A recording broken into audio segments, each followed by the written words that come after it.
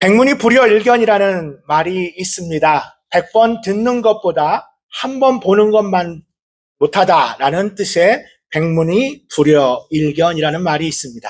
이 말은 중국의 한나라 때 조충이라고 하는 장군이 황제가 흉노적을 토벌하러 보낼 때 얼마만큼의 군사와 군량이 필요하냐고 조충에게 물었습니다. 조충은 이미 군사 그 지역으로부터 얼마만큼의 군사가 필요한지, 군량이 필요한지 알고 있었지만 그는 그때 제가 직접 가서 그 전세를 살펴본 후에 얼마만큼의 군사와 군량이 필요한지 말씀드리겠습니다라고 말하면서 한 말이 백문이 불여일견이라고 말했습니다. 이 말은 100번 듣는 것보다 한 번 보는 것이 중요한 시각적인 효과만을 이야기한 것은 아닙니다. 물론 이 속담 안에는 보는 것이 얼마나 중요한지를 보여주는 속담이기도 하지만, 그러나 이 말은 더 중요한 것은 이 말 속에는 우리가 말보다는 행동의 중요성을 강조한 것이기도 합니다. 말보다는 행동으로 하는 것이 얼만큼 더 중요한지를 보여주는 것입니다. 교회에는 다양한 연령층의 사람들이 있는 곳입니다. 우리 덴버 한인교회도 교세에 비하여 많은 연령대가 있는 교회입니다. 그래서 교회는 더 역동적이고 더 튼튼해질 수 있지만, 사실은 교회의 연령층이 다양하다는 것은 그만큼 또 동시에 여러 가지 문제들이 생겨날 수 있습니다. 바울이 목회했던 디도가 목회했던 그레데 섬도 동일하게 그런 문제들을 직면하고 있었습니다. 그래서 사도 바울은 디도에게 그레데 섬을 목회하는 가운데 늙은 남자, 늙은 여자, 젊은 남자, 젊은 여자들이 공존하고 있는 교회는 바로 그런 곳입니다. 어느 한 연령대만, 어느 한 계층만 있는 곳은 교회가 아닙니다. 하나님이 만드신 아름다운 곳은 바로 가족과 교회인데, 가족과 교회는 하나님께서 이 아름다운 전수를 위해 계획하신 최고의 제도입니다.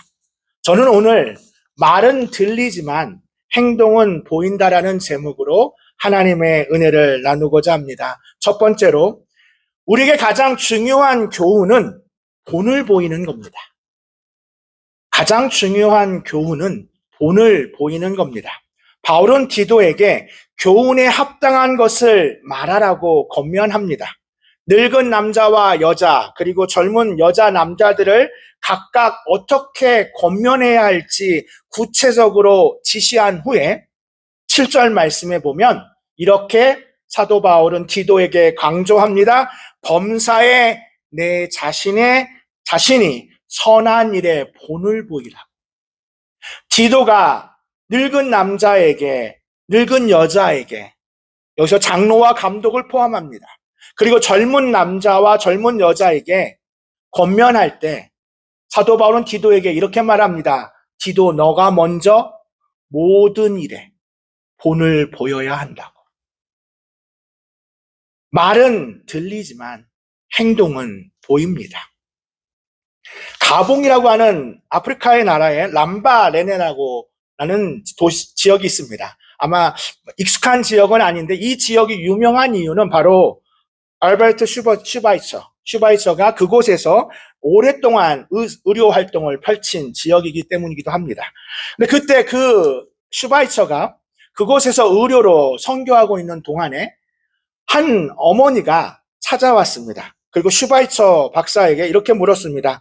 아이를 좀 잘 키우고 싶은데 아이에게 꼭 가르쳐야 할 것 세 가지 규칙을 말씀해 주십시오. 슈바이처 박사는 그 어머니에게 이렇게 말했습니다. 제가 세 가지 규칙을 말씀드리겠습니다. 첫째는 모범입니다. 본을 보여야 합니다. 둘째도 모범입니다. 본을 보여야 합니다. 셋째도 모범입니다. 본을 보여야 합니다. 더 이상은 없습니다. 자녀를 교육하는 데 있어서 많은 규칙이 있지만 가장 좋은 규칙은 바로 example, 모범을 보여주는 것입니다. 우리가 어떻게 보여주느냐가 중요한 것입니다. 지난주에 7월 4일 우리 인디펜던스 데이는 250주년을 기념하는 독립기념일이었습니다. 여러분 독립기념일에 불꽃놀이도 아마 보셨을 것 같은데요. 사실 독립선언서가 채택된 1776년을 기점으로 250주년이지만 사실은 독립선언서를 채택한 이후에도 독립전쟁은 끝나지 않았습니다. 그 한참 전쟁이 특별히 1777년 그해 겨울은 아주 혹독한 겨울이었습니다. 펜실베니아에 있는 밸리포지라고 하는 황량한 계곡이었는데 그해 비록 독립선언서는 채택되었지만 그해 아주 혹독한 겨울에 병사들은 굶주림과 혹독한 추위 그리고 전염병까지 돌았습니다. 전쟁을 하지 않아도 그해 겨울에 병사들은 2,500명이 넘는 병사들이 추위 때문에 밸리포즈라고 하는 그 펜실베니아의 지역에서 이제 너무 추워서 그리고 먹을 것이 많지 않아서 죽었습니다. 그때 총사령관이었던 조지 워싱턴은 총사령관이었기 때문에 마음만 먹으면 얼마든지 다른 곳에 가서 묵을 수 있었습니다. 그 전쟁의 텐트 안에서 병사들과 함께 있을 필요는 없었습니다. 총사령관이었기 때문입니다. 그때 조지 워싱턴이 한 말이 있습니다. 나는 우리 군사들이 모두 다 함께 머물 수 있는 그 당시에 통나무집, 허트로 만드는 그 통나무집이 모두 완공되기까지는 나 역시 군막을, 이 텐트를 떠나지 않겠다고 말하며 병사들과 함께 끝까지 그 텐트 안에 있었습니다. 병사들을 손을 잡으며 똑같이 부족한 배급 식량을 먹으며 텐트 안에서 칼바람을 맞으며 조지 워싱턴은 마지막까지 최고의 모범을 보였습니다. 탈영이나 폭동이 일어날 수 있는 그해 겨울, 조지 워싱턴의 그 모범적인 모습으로 인해서 끝까지 그 전쟁을 이겨낼 수 있었습니다. 상대적으로 젊은 디도가 늙은 남자와 여자에게 권면하는 것은 쉬운 일이 아닙니다. 그렇다고 젊은 남자와 젊은 여자를 권면하는 것도 쉬운 일이 아닙니다. 그런 디도에게 사도 바울이 준 첫 번째 가장 중요한 교훈은 먼저 본을 보이라는 겁니다. 가장 중요한 것, 먼저 모범을 보이는 것입니다. 디도가 그렇게 권면할 수 있었던 것은 디도가 먼저 선을 행하는 일을 본을 보였기 때문입니다. 두 번째로 그리스도인들 때문에 하나님의 말씀이 비방받을 수 없습니다. 그리스도인들 때문에 하나님의 말씀이 비방받을 수 없습니다. 우리는 교회 안에서의 모습뿐만 아니라 가정에서의 역할, 그리고 교회 밖의 세상에서의 역할 또한 간과해서는 안 됩니다. 저를 가장 잘 아는 사람이 누구일까요? 아마도 저희 아내와 아이들일 겁니다. 교회 안에서 보이는 모습, 교회 안에서의 신앙적인 모습보다 가정에서 보이는 신앙적인 모습이 진짜 저의 모습입니다. 그래서 저의 신앙을 진짜 목사님이 성경을 많이 읽고 하나님 앞에 기도하는지 가장 좋은 것은 우리 자녀들이 가장 많이 알 것입니다. 그래서 디도는 특별히 젊은 여자들한테 권면을 하면서 5절 말씀에서 남편에게 복종하라는 말을 합니다. 괜히 남성분들이 기분이 좋아지시죠? 근데 사실 이 말에는 문맥이 있습니다. 역사적인 배경이 있습니다. 지금도 그렇지만 교회 안에는 여성분들이 더 많습니다. 저희 교회는 그래도 좀 골고른 편인데요. 보통 여성분들이 70%, 80%를 해당하고 남성분들이 20%밖에 되지 않습니다. 거의 대부분의 교회가 그렇습니다.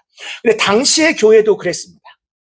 남성분들보다는 여성분들이 더 교회에 많이 나왔고 하나님의 말씀을 배우게 되었습니다. 디도의 가르침, 그 선한 가르침을 배운 젊은 여자들은 드디어 눈이 뜨기 시작했습니다. 하나님 말씀을 배우게 되었고 하나님 말씀을 통해 깨달음을 얻게 되었습니다. 그리고 나서 집에 가니까 하나님 말씀을 배우지 않았던 남편이 하는 말이 너무 답답한 겁니다. 세상에 이걸 모르나? 세상에 이걸 모를 수 있나? 그러다 보니 자연스럽게 교회를 열심히 다녔던 여성, 젊은 여자분들이 더 오히려 가정 안에서 남성들을 무시하기 시작했습니다. 오늘 본문은 이 배경 아래 말한 겁니다. 교회 안에서 열심히 배우고 하나님 말씀을 배웠기에 이제 집에 가서 남성들을 무시하며 어떻게 이런 것도 모를 수 있냐라고 말하지 말라는 겁니다. 오히려 남편을 복종하는 겁니다. 그래야 하나님 말씀이 믿지 않는 남편에게도 들어갈 수 있다는 겁니다. 당대의 가부장적인 관습을 넘어서는 자유선언을 들었던 여성들, 교회 안에서 그래, 남자, 여자가 평등하다고 하는 이 진리를 깨닫는 진리 속에 집에 가서 똑같이 당시에 간습이 남아있는데 남성들을 향해서 난 이제 교회 다니니까 하나님 말씀을 들었으니까 당신과 나는 별 차이가 없다라고 말하게 된다면 오히려 하나님의 말씀이 비방받을 수 있다고 하는 겁니다. 그것이 바로 5절 말씀의 핵심이기도 합니다. 복음 안에서 우리가 자유로웠습니다. 그러나 그 자유가 방종이 되어서 손가락질 받으면 안 된다는 겁니다. 로마서 2장 24절 말씀 우리 자막을 보면서 함께 같이 읽겠습니다. 기록된 바와 같이 하나님의 이름이 너희 때문에 중에 하나님의 이름이 너희 때문에 여기서 너희는 그리스도인을 말합니다. 하나님의 말씀이 그리스도인들 때문에 오히려 이방인 중에서 모독을 받는다. 여기서 기록된 바라고 말하는 것은 이사야 52장 5절 말씀을 인용한 겁니다. 사도 바울은 이사야 52장 5절 말씀을 인용하면서 이사야 52장 5절에는 여호와께서 말씀하시되 내 이름이 항상 종일토록 더럽혀지도다. 여호와 하나님의 이름이 그리스도인들 때문에 모독을 받고 더럽혀질 수 있다는 겁니다. 그러므로 우리는 그리스도인들 때문에 하나님의 말씀이 비방받을 수 없습니다.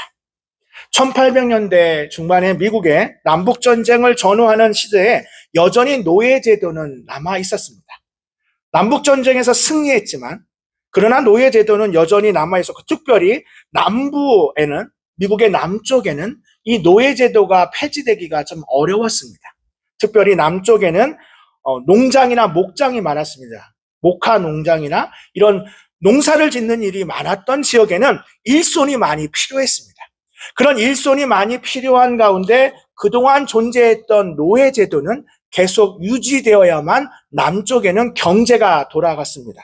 그러기 위해서는 뭔가가 필요했는데 그때 미국에서 그 노예제도를 옹호하고 그 노예제도를 통해서 수많은 백인들이 경제적 이익을 얻을 데 앞장섰던 것은 바로 남부의 기독교 목회자들이었습니다. 남부의 기독교 목회자들은 그 경제적인 이득을 위해서 이렇게 말했습니다. 창세기에 나오는 함의 저주, 창세기의 노아의 방주 사건 이후에 함이 저주를 받습니다. 그 함의 후손을 흑인들로 본 겁니다. 그래서 흑인은 태어날 때부터 종으로 태어났으며 노예 제도는 하나님이 세우신 신성한 질서라는 겁니다. 그것을 이야기했던 사람이 미국 남부의 목회자들입니다. 그들이 하나님의 말씀, 노아에 나오는 홍수 이후에 함의 자손들의 이 저주를 당시의 노예제도를 옹호하는 데 사용했다는 겁니다.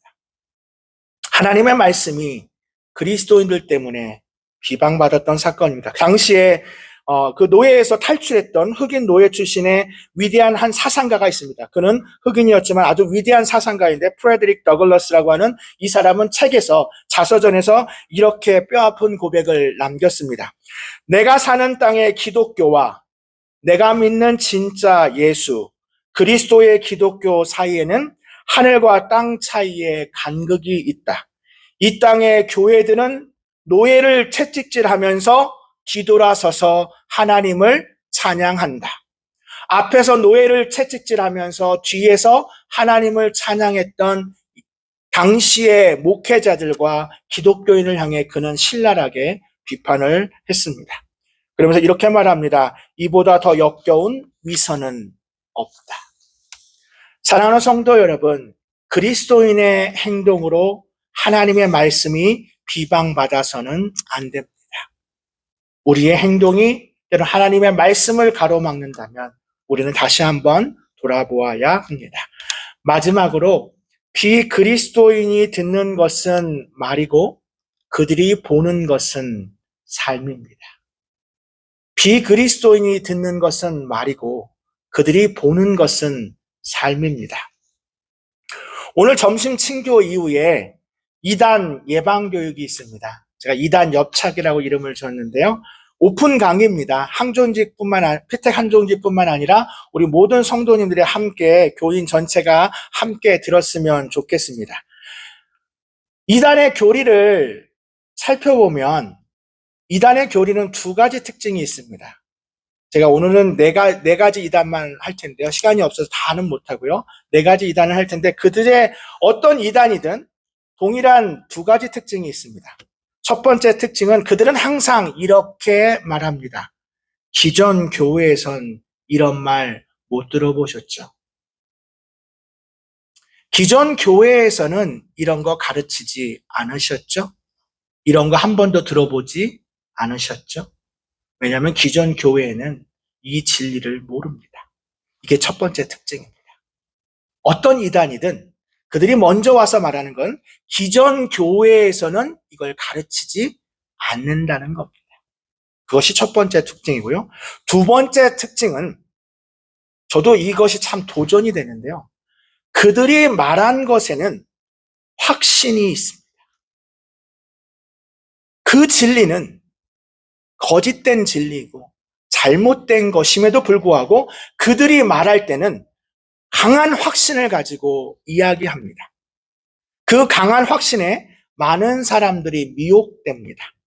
잘못된 가르침이라 할지라도 그들은 그 가르침에 확신을 가지고 말하고 또 한 가지인데 바로 그 강한 확신 속에는 그들이 말한 것에 그들은 그렇게 삶을 살아갑니다.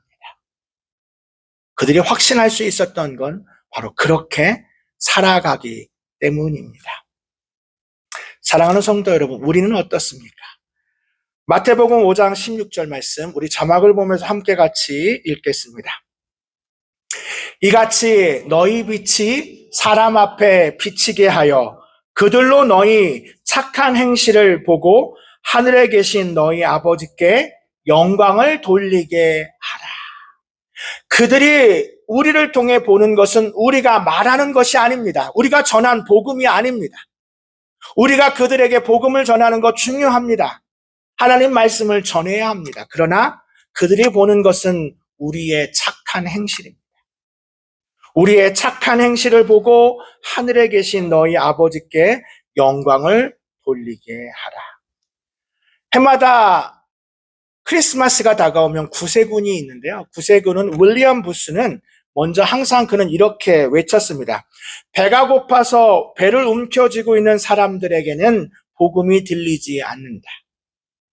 배가 고파서 배를 움켜쥐고 있는 사람에게 복음을 전해도 그들은 듣지 않는다. 그러므로 한 손에는 빵을, 한 손에는 복음을 들고 가야 한다. 한 손에는 빵을, 한 손에는 복음을. 이게 바로 그리스도인이 보여야 할 모습입니다. 빵만 들고 가는 것도 옳지 않습니다. 빵만 들고 가는 것은 일반 다른 사람들이 사회에서 말하는 자선기관과 다를 바가 없습니다. 우리는 한 손에는 빵을, 한 손에는 복음을 들고 가야 합니다. 윌리엄 부스가 이렇게 말한 데는 이유가 있습니다. 런던의 동부의 빈민가에 당시에는 극심한 가난으로 가득 차 있었습니다. 당시에는 알코올 중독이나 매춘 같은 일들이 빈민가 안에 있었습니다. 그런데 그 당시에 그렇게 하던 중에 또 다른 하나의 관습이 있었는데 바로 성냥 공장입니다. 성냥 공장은 당시에 수많은 어린 소녀와 여성들이 그들은 임금을 적게 줘도 된다는 이유로 공장에서 그 여성분들을 젊은 여성 어린 아이들을 소녀들을 많이 사용했습니다. 그런데 당시에 성냥을 만드는 공장에서 사용해서는 안 되는 치명적인 독성 물질이 있습니다. 그 성냥을 만드는 데 사용되는 백린이라고 하는 화학 물질인데요. 이 물질은 사실은 그 제조 과정에서 그 독성 물질이 젊은 여성들과 어린 아이들에게 가면 치명적인 독입니다. 그런데 문제는 그 백린 성분이 성냥을 만드는 데 있어서는 아주 저렴합니다. 가장 저렴한 가격으로 백린이라고 하는 이 화학 물질을 사용하면 성냥을 만드는데 돈이 적게 든 겁니다. 당시에 수많은 공장의 사람들은 이 백린이라고 하는 것을 사용했습니다. 심지어는 노동자들의 턱뼈가 썩어 들어가는 조골괴사라고 하는 의학용어인데요. 이 뼈가 녹아나는 그 화학 물질로 인해서 그런 일들이 발생했음에도 불구하고 돈이 저렴하다는 이유로 저렴하게 성냥을 만들 수 있다라고 하는 것으로 많은 사람 공장주들은 그 어린 여성들, 젊은 여성들을 사용해 왔습니다. 그러나 사회는 이 비극을 외면했습니다. 그때 구세군의 공장은 백린이라고 하는 이 화학 물질이 아주 여성에게, 어린 여성하고 젊은 여성에게 치명적이라는 것을 알고 난 후에 구세군에서는 백린을 사용하지 않았습니다. 그랬더니 만드는데, 성냥을 만드는데 드는 비용이 3배 이상이 뛰었습니다. 이 백린을 사용하지 않고 다른 화학 물질을 통해서 성냥을 만드니까 제조 비용이 3배나 넘게 드는 겁니다. 그러나 구세군에서는 당시에 성냥을 만들면서 백린이라고 하는 이 화학 물질이 좋지 않음을 불구하고 우리가 이것을 계속 사용한다는 것은 옳지 않다라고 해서 백린을 사용하지 않고 당시에 정린이라고 불리우는 화학 물질을 사용했습니다.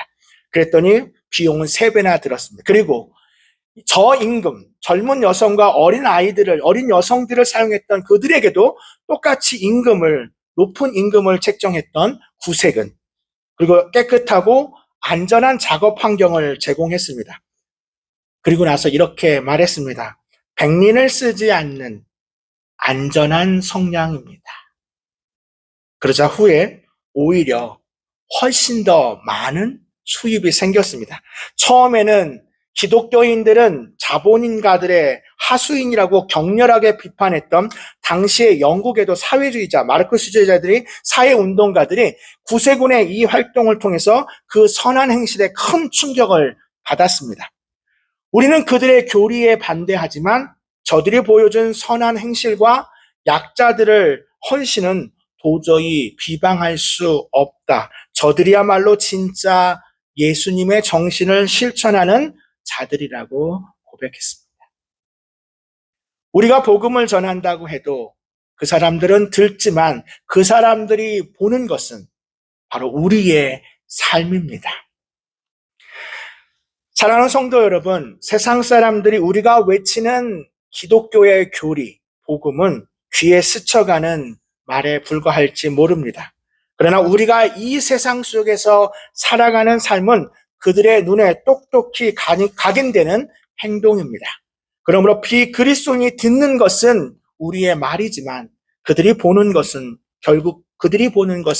우리의 삶입니다. 그러므로 말은 들리지만 행동은 보이게 되는 겁니다. 이번 한 주간 가정에서, 일터에서, 우리가 발 딛는 모든 삶의 자리에서 말만 앞서는 무성한 무화과 나무가 아니라 묵묵히 선한 행실을 통해 예수 그리스도를 증거하는 삶의 편지가 되는 우리 모두가 되기를 소망합니다. 기도하겠습니다. 사랑과 은혜가 많으신 하나님, 수많은 기독교 교리를 그리고 복음을 전해야 하는 것이 우리의 사명이지만 그러나 그 사명을 전하기에 앞서 우리의 삶의 행실을 통해 하나님께 영광 올려드리는 우리 모두가 되게 하여 주시옵소서. 우리의 착한 행실을 통해 세상에 하나님의 말씀을 비추는 우리의 삶이 되게 하여 주시고, 우리의 삶을 통해 하나님께 영광을 돌리게 만드는 복된 한 주가 되도록 인도하여 주시옵소서. 감사드리며 그리고 주 예수님의 이름으로 기도합니다. 아멘.